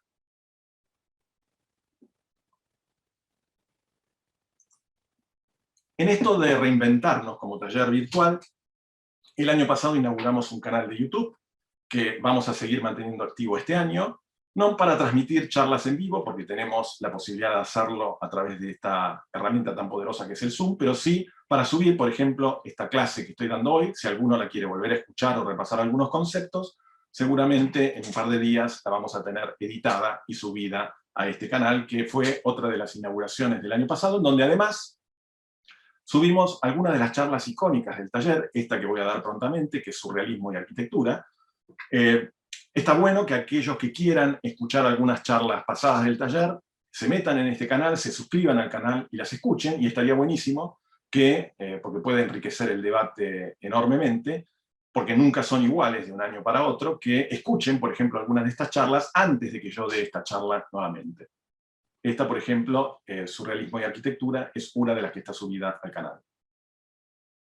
También el año pasado descubrimos esto que nos parece una herramienta genial, que para nosotros vino para quedarse, que es esta especie de pizarrón virtual, que además oficia como bitácora, que es la plataforma Miro, que nos ha permitido trabajar de una manera interactiva muy interesante y, como les digo, tener toda la bitácora de producción digital de cada estudiante del taller en la misma, con lo cual en una crítica uno podía rastrear todo el proceso, que es algo que, como les dije anteriormente, nos interesa sobremanera, de entregas pasadas, de primeros aproximaciones a un proyecto de cada uno de los estudiantes. Y además, y esto lo vamos a poner en práctica ahora en un esquicio, en este pequeño video les muestro el esquicio del huésped hecho en el Miró, cada estudiante con un tablero de disección, trabajando con sus recortes y sus piezas en vivo, interactuando entre todos. Si bien esto obviamente no es el pizarrón de la facultad, no son las mesas de la facultad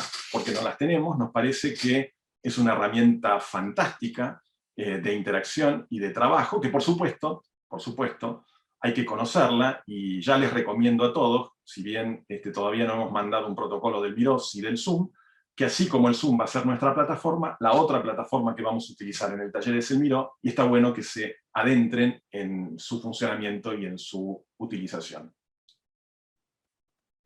También el año pasado, como cosas que renovamos, renovamos por completo el sitio de Instagram del taller, que ya tiene casi más de 1900 seguidores, en donde tratamos de mantener básicamente como canal Muchos de ustedes se han comunicado con nosotros a través de este canal, nos parece que es una herramienta muy ágil para subir pequeñas historias, pero acá, si ustedes investigan un poco más, en los iconos van a encontrar fragmentos de las películas que vimos, los invitados, el taller, cómo funcionamos, algunos seminarios, exposiciones, lecturas, y sobre todo, en los últimos posteos que hemos subido, las últimas historias que hemos subido, testimonios de exalumnos del taller, que hoy en día son jóvenes arquitectos que están desarrollando carreras profesionales muy interesantes, algunos de ellos, por ejemplo, como Roxanne, que aparece aquí en la imagen, trabajando en el estudio de Flores y Prats en Barcelona, o Lucía Di Giacomo, que tiene su emprendimiento de muebles trabajando aquí en Buenos Aires, o Javi Rojas, que es un eximio fotógrafo de arquitectura. Bueno, todos ellos, hoy en día arquitectos,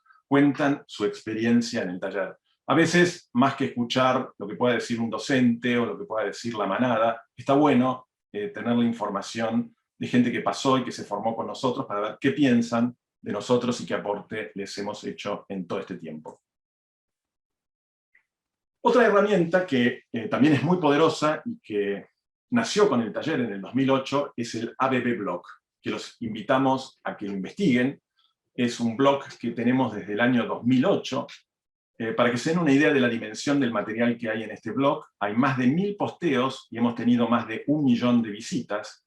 Y esos 1000 posteos incluyen entregas de todos los años, viajes que hemos hecho, invitados, referentes que hemos estudiado. De hecho, hoy en día es una herramienta que, sobre todo de universidades de afuera, nos consultan por material inédito que está publicado. En general, siempre me he preocupado de que en el blog no haya material que sea un refrito, es decir, material que está en otro lado en Internet, y por lo tanto, si ustedes ponen muchas veces determinados referentes de arquitectura en los buscadores, se van a encontrar que algunos de esas referencias los llevan en primer lugar al ABB Blog. Así que es imposible que yo les cuente acá todo lo que tiene este blog, pero les recomiendo, sobre todo a los nuevos, que lo visiten y que indaguen un poco año a año del taller, si lo quieren hacer, para ver todo lo que hemos hecho hasta el día de hoy. Y el año pasado otra cosa que hicimos, y que este año también vamos a resignificar, fue un invento increíble, sobre todo en el nivel de arquitectura 3, con Gaby y con César, que tuvieron esta propuesta de hacer una STOA. Me encanta ya de por sí el nombre. STOA es un espacio medio indeterminado que forma parte de la arquitectura griega. No voy a explicar acá lo que es una STOA, pero investiguenlo si quieren. Pero en realidad lo interesante es como una pequeña puerta de entrada a la clase.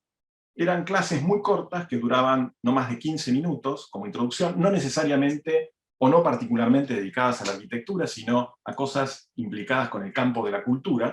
En este caso es una STOA que di yo en particular, que fue dedicada a este pintor irlandés que me encanta, que es Francis Bacon. Pero bueno, hubo de todo en la STOA, y es otra de las cosas que hemos propuesto el año pasado en el taller virtual y que este año va a volver. Ahora brevemente, y ya para ir un poco terminando, les quiero mostrar algunos trabajos de alumnos de años pasados, del año pasado particularmente, que hicimos el taller virtual. Como les dije, a nosotros nos interesa la construcción de una propia mirada, y como digo acá, tantos estudiantes tenemos, tantas respuestas posibles hay. Y es la manera en que entendemos la universalidad de la universidad. El año pasado el tema que tuvimos fue el otro retiro.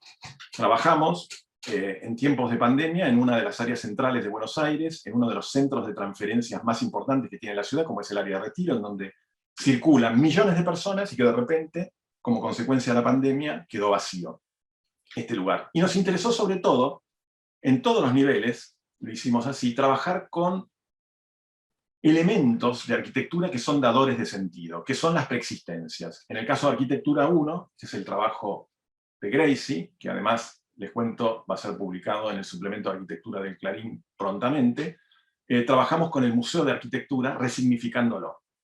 Otra vez, el sentido es el mismo. Viejas palabras que están ahí, es necesario darles un nuevo sentido en función de la nueva época que acontece. Viejas palabras, nuevos significados.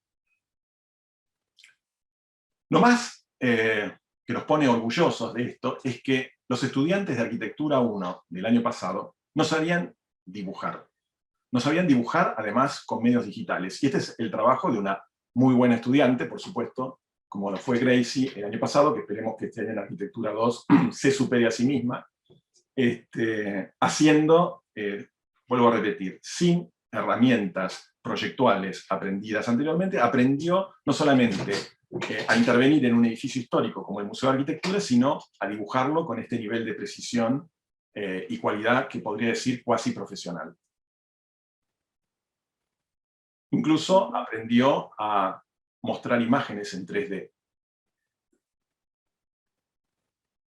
En Arquitectura 2 trabajamos también en otra área de retiro. Este es el trabajo de Christian y Jennifer, que también es otro trabajo que va a ser publicado en el suplemento de Arquitectura de Clarín. En este caso es un trabajo dedicado al área del embarcadero en la zona de Dársena Norte, que fue otra de las áreas que estuvimos particularmente trabajando. Era un viejo galpón que servía como embarcadero para los inmigrantes que llegaban a la Argentina, en Dársena Norte, al lado del Hotel de los Inmigrantes. Otra vez un edificio preexistente, dador de sentido, que tuvo que ser intervenido con un nuevo programa de viviendas. Entonces estuvimos trabajando, sobre todo en el primer cuatrimestre, con esa estructura metálica maravillosa de este edificio antiguo, de principios del siglo XX, fines del siglo XIX, incorporando nuevos modos de habitar en él. Y también, otra vez, con una manera de representarlo, todo digital, fue las maquetas, los dibujos y demás, de un modo muy profesional.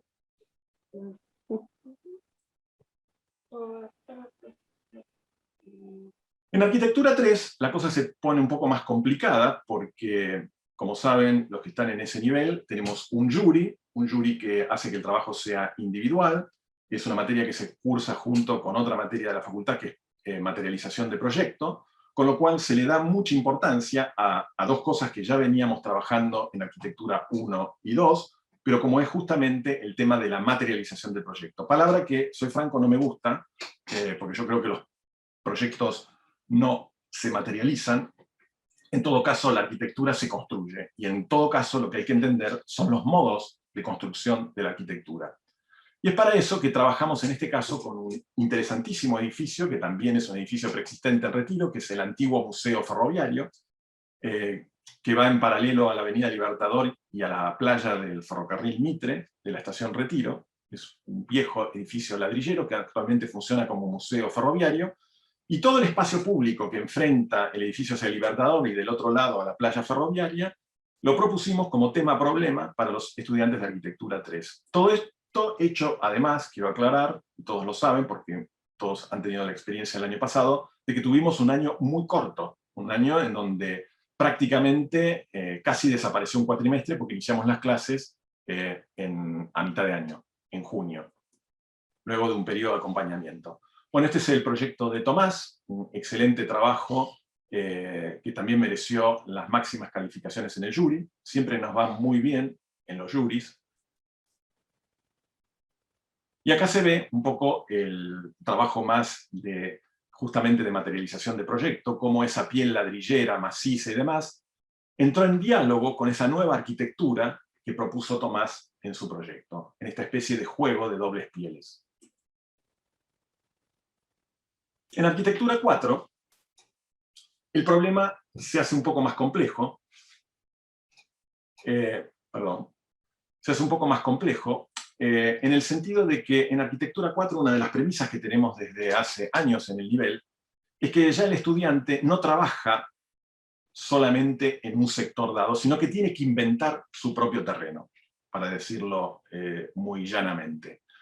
Y en este caso trabajamos en el área de Dársena Norte, donde está el Hotel de los Inmigrantes, donde está el edificio del embarcadero que estuvo trabajando a 2, del otro lado aparece el astillero que trabajó proyecto arquitectónico, y otra serie de edificios preexistentes en un predio que además tiene una serie de canales del río abierto, es un lugar magnífico de la ciudad, hoy medio abandonado. Y el tema era justamente en este gran predio establecer un nuevo territorio, una nueva ocupación a partir de una serie de usos mixtos, pero que tuvieran a la vivienda como protagonista. Hace años que en Arquitectura 4, en el taller nos resistimos a hacer torres. siempre nos miraban extraños, ¿por qué no hacen una torre en arquitectura 4 si es el tema que se desarrolla en general en todos los talleres? Por intuición o por lo que sea, pero podemos decir que hoy en día, y el año pasado en realidad cuando elegimos este lugar para trabajar todavía no estaba presente la pandemia, porque este lugar lo elegimos para trabajar en el mes de febrero, pero fue una intuición certera, siempre nos parecieron que el problema de las torres, y hoy se está viendo, son un problema para la ciudad. Piensen hoy en día en las enormes torres de Catalinas Norte que están ahí nomás, edificios absolutamente herméticos, no ventilados, que no pueden abrir una ventana hacia el afuera, que tienen ascensores compactos. Con esta idea del teletrabajo, hizo que el centro de la ciudad, que básicamente estaba dedicado a los turistas con los hoteles y los oficinistas con su trabajo, se muera. Y vuelvo a lo mismo de antes. La pandemia lo que atacó centralmente, y pensémoslo este año en profundidad, atacó el sentido de la vida. El centro que estábamos trabajando el año pasado en la ciudad, como ser un área central de Buenos Aires, se murió. Los invito a que pasen por este lugar hoy en día y se van a dar cuenta de lo que les digo. ¿Se murió por qué? Porque no hay más oficinistas, porque todos teletrabajan desde sus casas y porque turistas no vienen más. Y no hay viviendas, sino que está el barrio de la Villa 31, que en realidad es una vivienda marginal. Entonces nosotros, más que pensar en torres que no pueden ser habitadas por nadie, lo que pensamos es en un tejido de posibilidades nuevas para construir sentido en este lugar. Y vuelvo a lo mismo. Lo que está matando la pandemia es el sentido de la vida. Y de lo que se trata, desde nuestra posición, es construir un sentido para la vida, no contra la vida. Este es el trabajo de Mayrón y Mauricio, que este año están en Proyecto Urbano. También Mauricio hace años que está con nosotros en el taller, pero Mayrón es el segundo año y están con nosotros también. Este trabajo también va a ser publicado en el suplemento de arquitectura prontamente, y es un trabajo magnífico, en donde en esos canales, con el Hotel de los Inmigrantes, con todos los equipamientos preexistentes, proponen un tema de vivienda con usos mixtos, en donde se llegó a desarrollar no solo la ocupación de todo este territorio, sino también cada una de las unidades que componen el trabajo. En Proyecto Urbano, el año pasado estuvimos trabajando en toda esta área. Ahí se ve el Playón de las Villas, la Plaza de la Torre de los Ingleses, Plaza San Martín, el área de Catalinas, Dársena Norte, la zona donde está Comodoro Pi y otros edificios emblemáticos que forman, como les digo, esta área central que hoy en día está cuasi muerta en la ciudad. Y el tema en Proyecto Urbano, este es el trabajo de Lara, que cursó con nosotros el año pasado, a partir de estos imaginarios con fotomontajes, propuso una idea muy interesante, que en el viaducto, en el nuevo viaducto dedicado a los autos, se podía inundar y transformarse en un río, en donde esas torres de oficinas, que hoy en día están vacías, tuvieran un contacto más estrecho, sobre todo con el peatón, que es lo que falta. Yo los invito a que caminen por ese lugar un fin de semana y se van a dar cuenta lo desolado de ese paisaje. Es decir, ese lugar ya estaba muerto antes de la pandemia. Creo que la pandemia lo terminó de matar del todo. Pero otra vez, ¿no? Proponiendo un sentido de vida, un sentido de nuevo arraigo para este lugar. Y este dibujo que me parece magnífico, de trabajar con las torres, ¿no? Y articular esos paseos a nivel del peatón, a nivel de la planta baja, como nuevas articulaciones con ese nuevo canal y con el río. Es un excelente trabajo de Proyecto Urbano. Este es otro imaginario, en este caso de Nacho, que además este año está como docente con nosotros, ahora los voy a presentar a todo el equipo, que también quería mostrar esta imagen porque Proyecto Urbano también es la posibilidad de imaginar futuros. Y esta imagen siempre me pareció muy interesante porque él imaginó que este lugar en el futuro, como está sucediendo hoy en día, iba a estar invadido por las vegetaciones, por grandes vegetaciones como son el delta que hoy está en el Tigre, que en realidad ya está en San Isidro, y que seguramente en 50 años más, seguramente esté en las costas del río, acá frente a Retiro. En Proyecto Arquitectónico también tenemos un jury.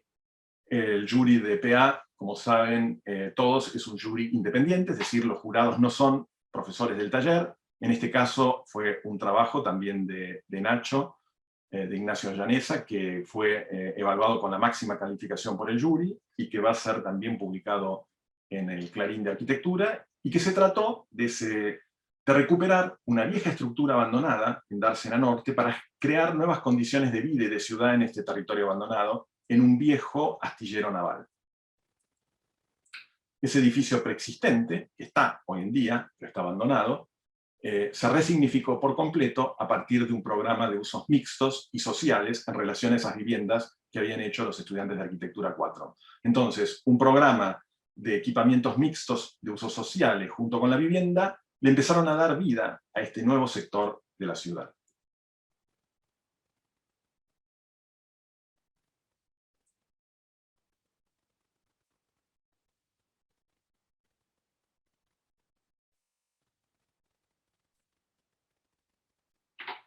Y para terminar, voy a presentar a todo el equipo. Bueno, yo por ahí no me presenté, pero me presento ahora, soy el arquitecto Alejandro Bacabononato, y voy a presentar a todo el equipo del taller. Y voy a ir desde los más grandes a los más chicos. Tenemos algunos movimientos, el equipo sigue siendo el mismo del año pasado, y tenemos 2 incorporaciones de nuevos docentes que se están formando con nosotros. Todos los años, a través de un proyecto de investigación que dirige la arquitecta Sofía Hahn, incorporamos pasantes al taller que se forman en sus primeros pasos como docentes, y en este año van a estar con nosotros Ignacio Llaneza y Rodrigo Armesto, que ambos forman parte de esta nueva camada de docentes, y que además se incorporan en 2 niveles distintos del taller. En proyecto urbano y proyecto arquitectónico va a estar como adjunto a cargo Rodi Torras, y va a estar Carlos Jurado, y como les dije, Ignacio Llaneza. En Arquitectura 4, como adjunta a cargo, está la arquitecta Sofía Hahn, y como JTP, el arquitecto Santiago Lorenzo, y Rodrigo Armesto como ayudante. En Arquitectura 3, como jefa de trabajos prácticos a cargo, está Gabriela Grisolia y César De Luca. En Arquitectura 2, como adjunto a cargo, está el arquitecto Nicolás González Abati, y están Nicolás Stiverman y María Elena Mariño. Y en Arquitectura 1, como adjunto a cargo, está el arquitecto Atilio Pentimali, junto con Juan Ortiz, con Juana Gandino, Andrés Matíes y Damián Corrado. Dicho esto, me gusta terminar esta clase con esta definición de Ladio Dieste en relación a la arquitectura, y es algo que para nosotros lo suscribimos absolutamente. La arquitectura es un arte. Los invito a que visiten el blog del taller, que es tallerabb.blogspot.com.ar. Tenemos el sitio de Instagram, que es @tallerabb_uva, y un sitio en Facebook, que también pueden suscribirse y sumarse, que es Taller ABB. Así que... Perdón, Ale. Una fe de ratas, está faltando Francisco. Ah, ¿no lo nombré a Francisco? Perdón. Francisco Tamargo, perdón, está en Arquitectura 1. Gracias, Rodi, por hacérmelo notar.